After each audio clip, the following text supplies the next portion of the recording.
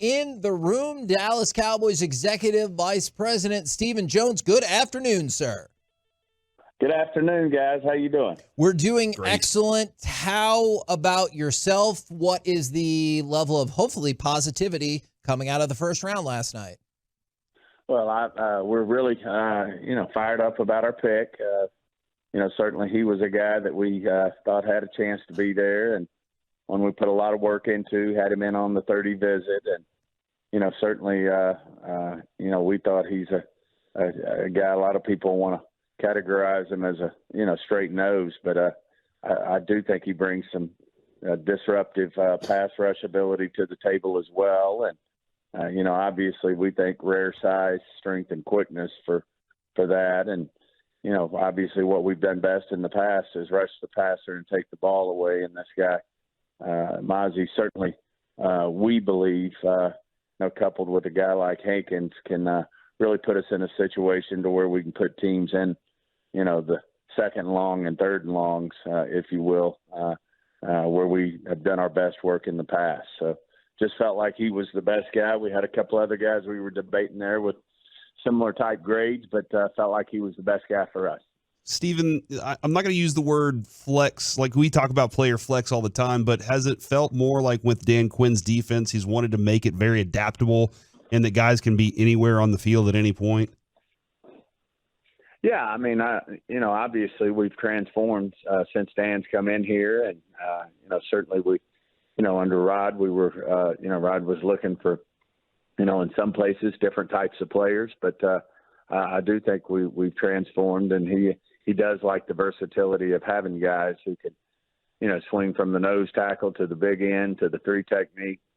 All those are, that versatility certainly helps, and like I said, I think some people want to pigeonhole Mazi as a strict, run stopper. And, I think he brings more to the table. We believe he brings more to the table than just run stopping, that he can be disruptive with his pass rush, and certainly add something, to that. And you want to have that multiplicity, if you will, to be able to, if they come out and they're passing on first down, that this guy does, is able to get an edge and be disruptive.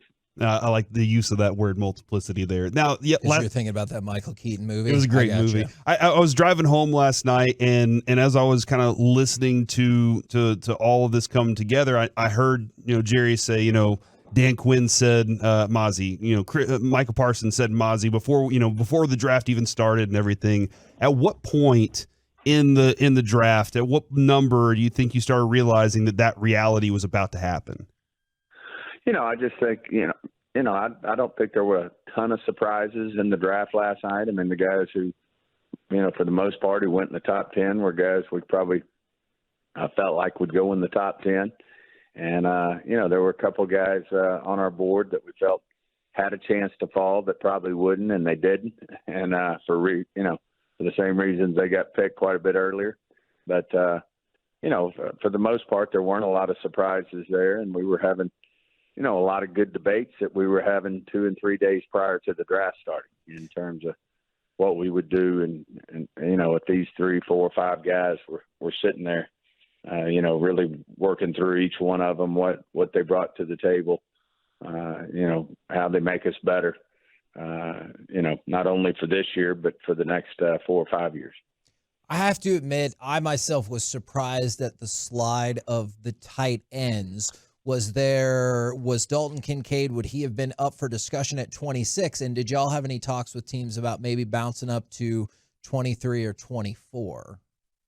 We really didn't ever have discussions because we did have 3 or 4 guys that, we wanted, to have discussions about. And so, if anything, there was a lot more intensity put into the thought of moving back. But, at the end of the day, we just, felt like Mazi separated himself from the other 2 or 3 players we were having discussions about, and didn't want to take the chance of losing him. And as it turns out, there were, as you saw after we picked, there were 3, maybe 4 offensive linemen, I think, that were picked, to finish out the first round. So, I feel good about what we did, but if anything, we had more discussions about going back than we did moving up. Is there any truth to the rumor that one of those going back would have been Kansas City and they wanted to take your guy? You never know exactly what somebody wanted to take, but we did have, discussions with several teams about moving back, and, probably, that'd be up to Kansas City if they wanted to say if or did they have discussions. So we don't really like to get into who they were, but certainly we had options to go back. How quickly in the room do you guys have to do those discussions of, all right, hey, if we move back 5 spots, this is how many players, and this is what we think the teams are going to do? Like, how quickly do those discussions have to take place if you really are thinking about trading back? Well, a lot of times you're getting those ahead of time. We're getting them. And, if we were really dead set, had we part of our strategy been that we wanted to move up, and there was one guy in particular that if he fell to a certain level, we'd be wanting to move up. You're having those discussions before that team gets on the clock. And certainly we were getting calls from, 3 or 4 teams about moving up to our spot. And, some of them were, quickly no's because we knew we didn't want to move that far back. But some of them were intriguing because it didn't mean moving back too far back that you'd be out of your, 3 or 4 guys that you were really going to feel good about getting, with a first-round pick. Stephen, how difficult was it to keep Jerry from showing off the board last night during the presser conference? I think he's done the last of showing off the board. Okay. But anyway, I know he had fun with that last night. And no, as I said, I mean, this thing, if you feel comfortable about your board, then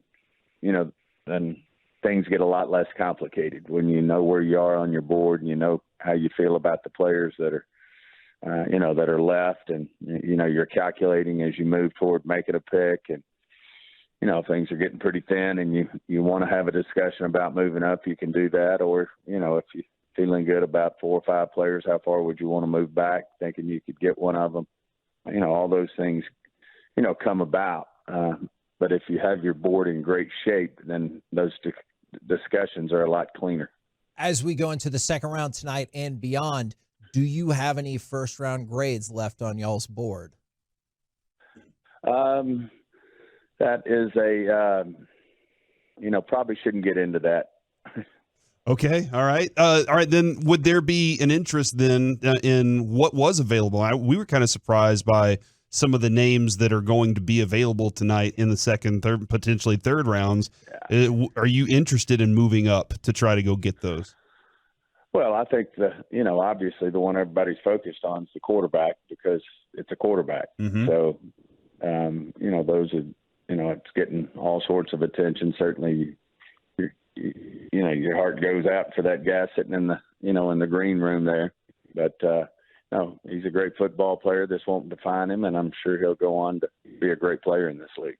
I know you talked about the selection, obviously excited about the selection of Mazi. I was kind of curious, because of a selection y'all made last year, what kind of differences, or do you remember the scouting reports offhand for the differences between him and somebody like John Ridgeway, which y'all also drafted, obviously later last year? Yeah, I mean, it's just the definition of the round. I mean, obviously we drafted John later, and not to take anything away from John. John played well last year for the Commanders, and, we really liked him. We were trying to keep him around, and we were going to try to, like we do a lot of our players, move them. Sometimes we move them from the roster to the practice squad, and then they ultimately end up back on the roster. And, John was a guy we wanted to keep around, but Washington claimed him, and that's the risk you take. And, but obviously a good player, but a guy we didn't have rated, near, anywhere in the same vicinity as Mazi. So doesn't mean, just like Tom Brady, doesn't mean he's going to be a great football player because he was picked in the 5th round or the 6th round, or Brady's case, the 7th. It's just how we have them rated coming out. Obviously we have, Mazi is a little, more athletic, more explosive type of player, but John, came in and played really well for us. And then, we were trying to, navigate some injuries on our roster and thought we could maybe get John through, and the Commanders claimed him, and they got a good player. Stephen, I'm kind of I'm very interested in the behind the scenes part of it, and we can see it on the War Room video, but we can't hear. And I was hoping maybe you could open the door a little bit for Mike McCarthy has an opportunity to put his stamp on this offense and say, I'm picking this player. Yet he cedes and says, let's get the defensive player for this defense. Kind of what is that discussion? And it seems like he kind of said, hey, look, I want our team to be better. It's not about me. Well, that's it. I mean, Mike, the head coach, needs all three phases to be great. And obviously, when you're the coordinator, you want as many pieces as you can have. But as he said, if we can get whoever we're playing and, second and third and long, that's going to play into the hands of the defense, getting me the ball back so I have more opportunities to, move the ball and score points. So, Mike, as the head coach, has to have a holistic view of it. And, not to say that our entire staff's unselfish. I mean, they want what's best for the football team. If your offense scores a lot of points, then it takes pressure off the defense to have to hold them to fear. I mean, all those things go hand in hand. Being a great team, you got to be great in all three phases. If special teams, makes big plays for you, turns the ball over, big returns, those type of things, that all goes into the, one holistic view of winning the football game, which is what everybody wants. Name of the game's win the game. Going into tonight, at least for now, picks number 58 and pick 90. I was curious how the NFL kind of draft trade value chart has evolved over the years. And do you feel like every team has the same basic chart now, or do some teams kind of have different values for different picks? Yeah, there's a couple of charts floating around. Not everybody's got the exact same one, but they're within the same area code. And, at the same time, a lot of this just depends on how much you want a player. I mean, teams overpay. We've overpaid. We've also been on the right end of the deal where, we've been overpaid for a pick and we're ready to move back, and someone really wants to move up and get a player, then someone might overpay you. But, at least it's a baseline. And, I'd say all 32 teams have some form of the baseline. And there's no question it makes it, it probably expedites doing business in terms of what the expectations are when you're looking at a trade.